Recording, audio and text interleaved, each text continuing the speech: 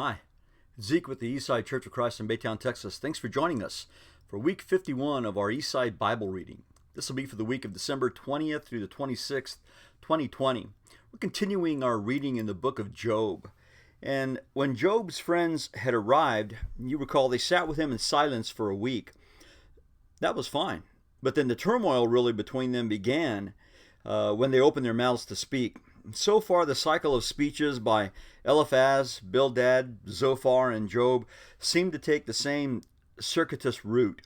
The friends accuse Job of sin. After all, they reason that suffering is God's way of punishing the wicked.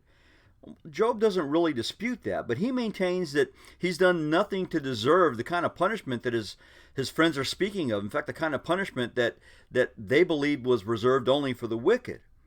Reading the exchanges between Job and his friends, it's not hard to see the increasing contentiousness in their speeches. Sarcasm and insults fly. Their accusations get more and more tactless and personal, and Job returns fire with words that show his increasing irritation with them. He blunts their line of reasoning somewhat by asserting that in spite of their insistence to the contrary, the wicked do prosper in this life, while life is brief and full of trouble for both the wicked and the righteous. Through all this, Job asks for an audience with God, more like a deposition really, where he can plead his case to the Almighty. And if he can do that, Job is sure that he'll be vindicated. The friends are not deterred. They continue to insist that Job's suffering is proof positive that there must be some hidden or unacknowledged sin in his life. Job's exasperation is evident, not only with his accusers, but with God himself, who Job feels is indifferent to the suffering of man generally and to him specifically. Finally, in this week's reading, Job reasserts his innocence and affirms that the wicked bring difficulty upon themselves and their families.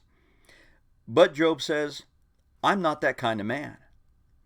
As we move over into our New Testament reading in Revelation, we continue with vivid imagery and scary symbols like a beast rising up from the sea in chapter 13.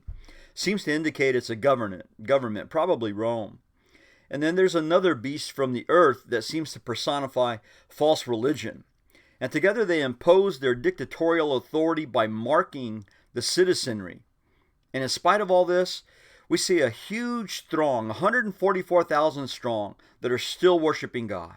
The scene breaks into another majestic one, this time of victory in chapter 15. God's people have overcome, and now bowls of wrath will be poured out on their persecutors. Chapter 17 introduces a great harlot. Rome, maybe? Many believe so, tying the name Babylon to her.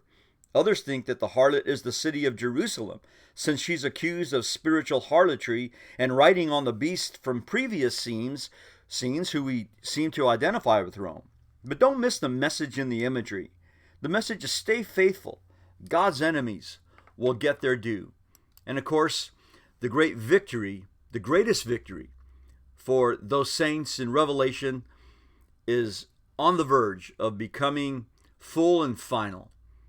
And we'll cover that next week in our final week of reading for the year 2020. Well, thanks for joining us today. Happy reading and God bless.